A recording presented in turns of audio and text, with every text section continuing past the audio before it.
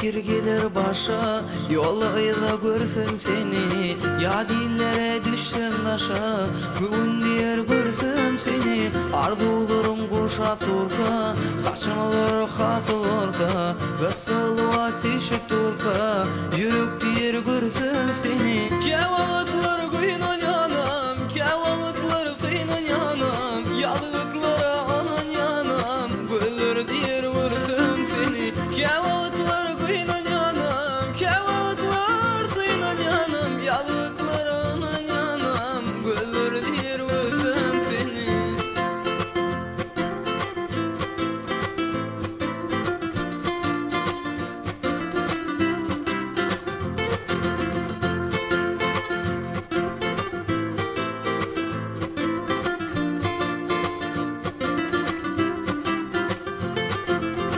Geçmişlerim düşür yada, kim yetti maksat murada.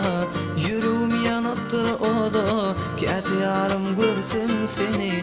Mene entegicilem ok, geçiller vaktimim yok. Kim melattan bolsan da dok, kimsin yarın görsem seni. Kevalıtlar kıyınan yanam, kevalıtlar sıyınan yanam. Yalıtlara anan yanam, güller diyer görsem seni. Kevalıtlar kıyınan yanam, kevalıtlar sıyınan yanam. Yalıtlara anan yanam, güller diyer görsem seni.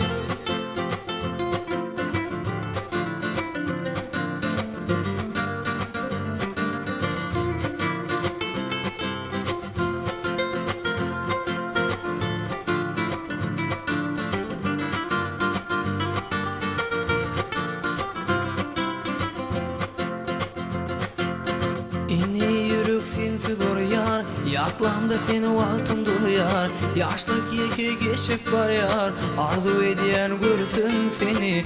Bu hasreti yürek çeker, ayrılık bardattan beter. İnni günüm sensiz batır, yol yeke görsün seni. Kevalıtlar kıyınan yanam, kevalıtlar sıyınan yanam. Yalıklara anan yanam, güller diyer görsün seni. Kevalıtlar kıyınan yanam, kevalıtlar sıyınan yanam. Yalıklara anan yanam, güller diyer görsün seni. Güller diyer görsün seni. Güller